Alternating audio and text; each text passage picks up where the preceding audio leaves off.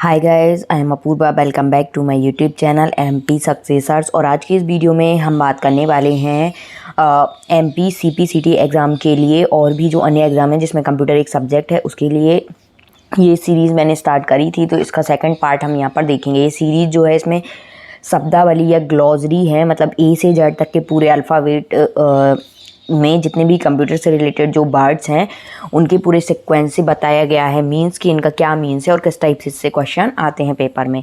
बात कर लेते हैं। तो यहाँ पर हमने ए के कुछ शब्दावली देखी थी। अब हम यहाँ पर बात कर लेते हैं ए के जो कुछ रह गए थे शब्दावली उनको, और उसके बाद हम बी अल्फ़ाबेट से स्टार्ट करेंगे।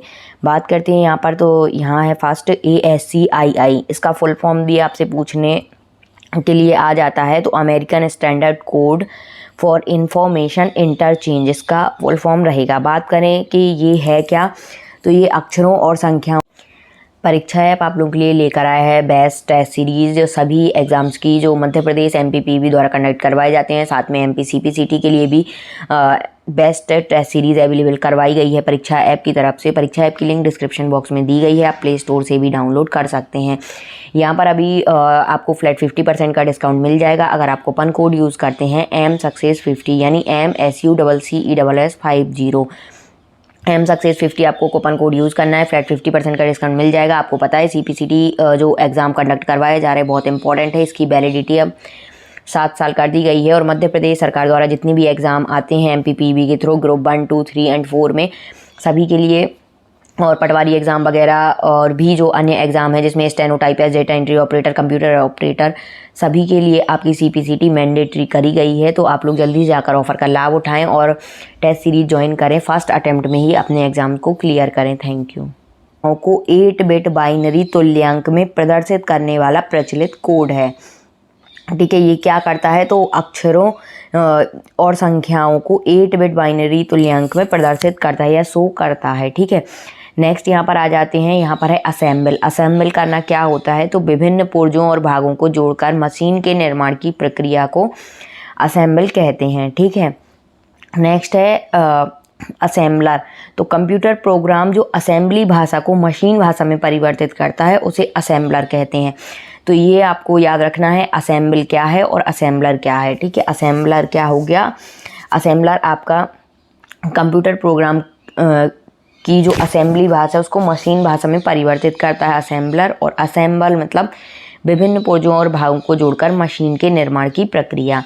नेक्स्ट हम बात करें तो यहाँ पर है असेंबली लैंग्वेज। बात करें असेंबली लैंग्वेज की, तो एक कंप्यूटर भाषा जिसमें अक्षरों और चिन्हों के छोटे छोटे कोड का प्रयोग किया जाता है, उपयोग से पहले इसे मशीन भाषा में बदलना पड़ता है, तो वो कहलाती है असेंबली लैंग्वेज। तो ये आपको याद रखना है।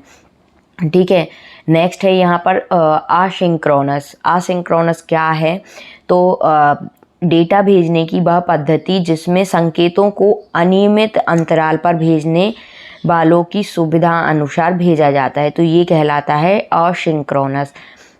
एक होता है सिंक्रोनस और ये है असिंक्रोनस। ठीक है, ए यहाँ पर ए से ये शुरू है। ठीक है, तो असिंक्रोनस डेटा भेजने की पद्धति जिसमें संकेतों को अनियमित अंतराल पर भेज सकते हैं, इसकी सुविधा इसमें रहती है। नेक्स्ट है यहाँ पर ऑडियो विजुअल।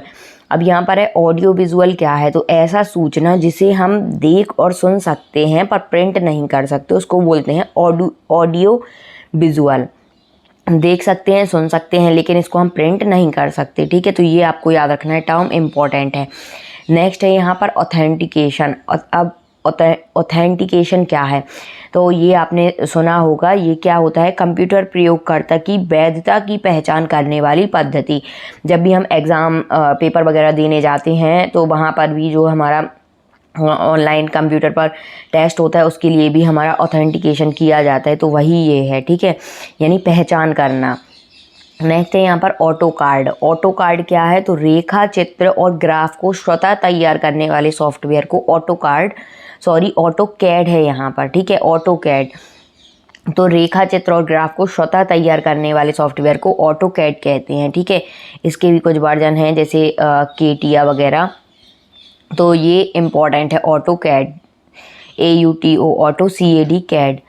बात करते हैं आगे ऑटोमेशन। ऑटोमेशन क्या है? तो किसी प्रक्रिया का स्वतः क्रियान्वयन ऑटोमेशन कहलाता है।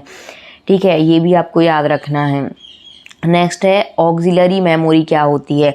तो ऑक्सिलरी मेमोरी की अगर हम बात करें तो इसे द्वितीयक या सेकेंडरी मेमोरी भी कहते हैं, और यह मुख्य या प्राथमिक यानी कि मेन और प्राइमरी मेमोरी की सहायक तथा बड़ी क्षमता वाली होती है। तो ये आपको याद रखना है, ऑक्सिलरी मेमोरी क्या होती है? तो ये सेकेंडरी मेमोरी है, और ये क्या करती है? हेल्प करती है प्राइमरी या मेन मेमोरी की, और ये इसकी जो क्षमता है, कैपेसिटी है, वो क्या होती है? ज़्यादा होती है प्राइमरी मेमोरी से। नेक्स्ट यहाँ पर बात कर लेते हैं हम अब बी अल्फ़ाबेट से। ठीक है, बी अल्फ़ाबेट से हम यहाँ पर बात करेंगे। तो शुरू करते हैं। तो यहाँ पर है बैकबोन, पहला यहाँ पर लेटर। ठीक है, बात करें तो बैकबोन वर्ड का अगर फुल फॉर्म की बात करें, यानी इसकी टर्मोलॉजी की, ग्लॉसरी की, तो ये है कंप्यूटर नेटवर्क की मुख्य लाइन जिससे अन्य कंप्यूटर जोड़े जाते हैं, उसे कहते हैं बैकबोन। जो एक मेन कंप्यूटर हो और सारे कंप्यूटर उसी से ऑपरेट हो रहे हों, कनेक्ट किए गए हों। ठीक है, तो कंप्यूटर नेटवर्क की मुख्य लाइन को बैकबोन कहा जाता है। बात करेंगे आगे, तो यहाँ पर है background processing.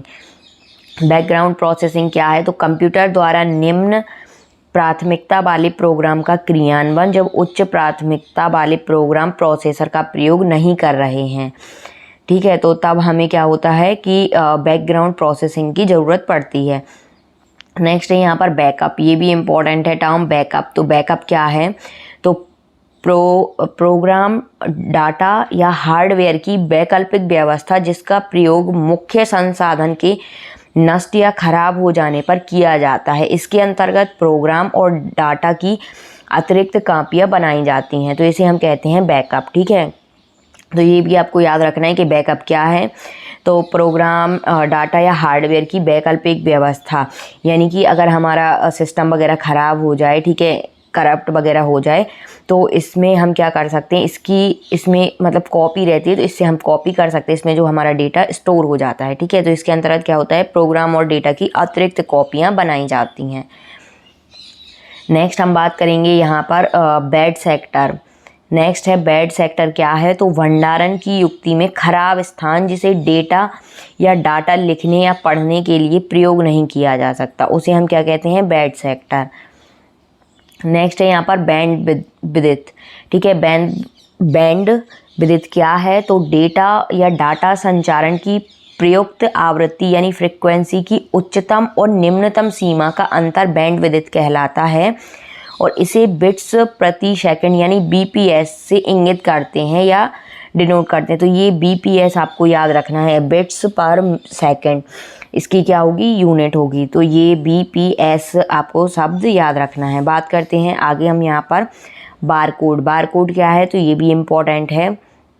Alpha numeric data या डाटा को विभिन्न चौड़ाई की ऊर्ध्वाधर पट्टियों से व्यक्त करना, यह किसी उत्पाद के कूट या कोड के रूप में प्रयोग की जाती है। तो बार कोड आपने देखा है ना, इस टाइप से उसमें लाइनें रहती हैं छोटी बड़ी, और ये फिर इस पे क्या होता है? स्कैन करते हैं तो अमाउंट वगैरह उससे रिलेटेड जितनी भी इंफॉर्मेशन है वो आ जाती है एक कंप्यूटर की स्क्रीन पर, तो उसी को बोलते हैं बार कोड। और इसमें क्या होता है?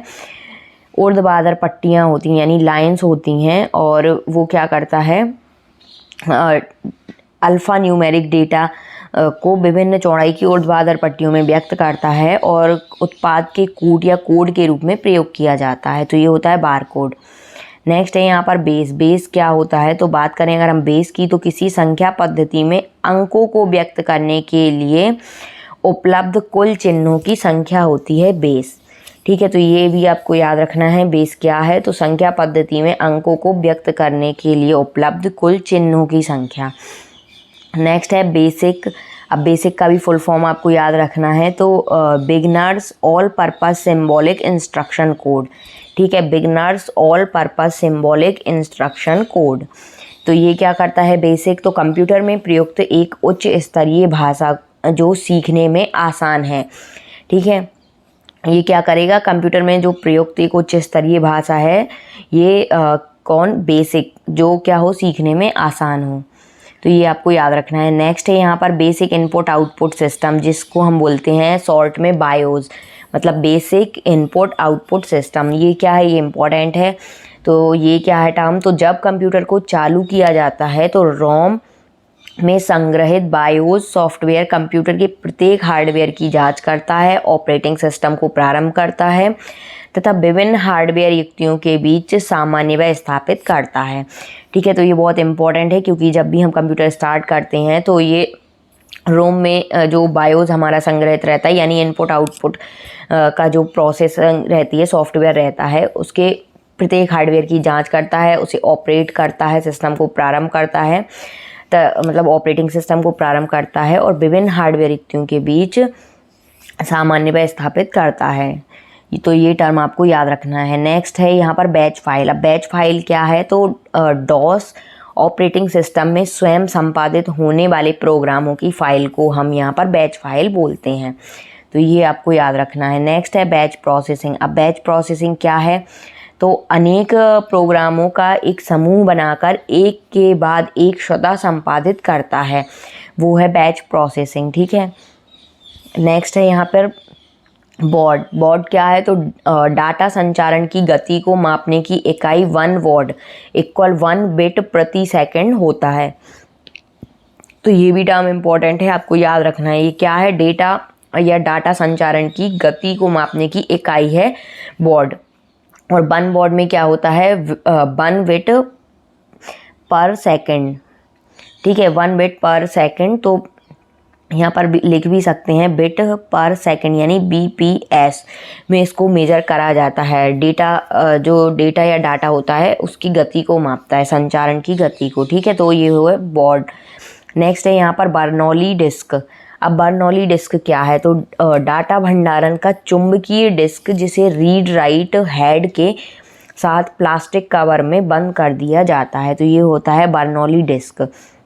इसके अंतर्गत क्या होगा, जो डाटा भंडारण का चुंबकीय डिस्क है ना, जिसे रीड राइट हेड के साथ प्लास्टिक कवर में बंद किया जाता है। तो ये आपको याद रखना है, उसको हम बोलते हैं एक चुंबकीय डिस्क, जिसको हम बोलते हैं बर्नौली डिस्क। नेक्स्ट है यहाँ पर बाइनरी। तो बाइनरी क्या है, तो एक संख्या पद्धति जिसे आधार 2 होता है और केवल 0 एवं या तथा 1 अंकों का प्रयोग किया जाता है, जिसमें 0 और 1 जो डिजिट्स हैं उनका बस प्रयोग किया जाता है। संख्या पद्धति जिसका आधार क्या हो यानी बेस क्या हो, 2 हो, उसे हम बोलते हैं बाइनरी।